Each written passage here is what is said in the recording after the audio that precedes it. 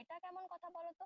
আইনে যেমন বলে দিয়েছে যে বাবার সম্পত্তি ছেলেও পাবে, মেয়েও পাবে, এবার আইনটা এরকম করা উচিত, বাবার সম্পত্তি যেমন মেয়ে নেবে, মেয়েকেও কিন্তু বাবা মাকে দেখাশোনা করার অধিকারটা নিতে হবে। ওই শুধু বাবার সম্পত্তি নেবো, সুখের সময় আসবো, নিয়ে চলে যাব, এই ব্যাপারটা তো করলে হবে না। যেই ছেলেটা সারা জীবন বাবা মাকে দেখছে, বাবা মার সুখে দুঃখে অসুখে তাদের সমস্ত প্রবলেমে পাশে আছে, তাকে তখন এসে বলবে আমার বাবাও সমান সমান অধিকার হবে, জানিস না এখন আইনে মেয়েদেরও অধিকার আছে, মেয়েরাও পাবে।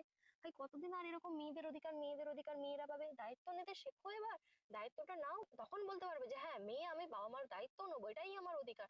দাদা তোর কাছে 6 মাস থাকবে বাবা মা, আমার কাছে 6 মাস থাকবে, কারণ আমারও এটা অধিকার আছে। কিন্তু না, সেটি করবো না। যখন ওই দায়িত্ব নেওয়ার বেলায় আসবে তখন আমার না বাবুর একটু না কাজ আছে, আমার বাবুর স্কুল আছে, আমার বরের না একটু অফিস আছে, ওনা যেতে পারবে না, আমি না পারবো না, দাদা তোরা না সামলে নিস। মা বাবার শরীর খারাপ হলে আমি না যেতে পারবো না, আমার না হবে না। এটা কেমন কথা বলো তো দিদি? শুধু সম্পত্তি ভাগাভাগির বেলায় তখন ছেলের অফিস বরের স্কুল সব চুলোয় যাক, আগে সম্পত্তি নিতে হবে। আমার বাবার সম্পত্তি, বাবার ভালোবাসা। কিন্তু বাবা যখন অসুস্থ হয়ে পড়ে থাকে, মা যখন অসুস্থ হয়ে পড়ে থাকে, তখন তোমাদের এইসব ভালো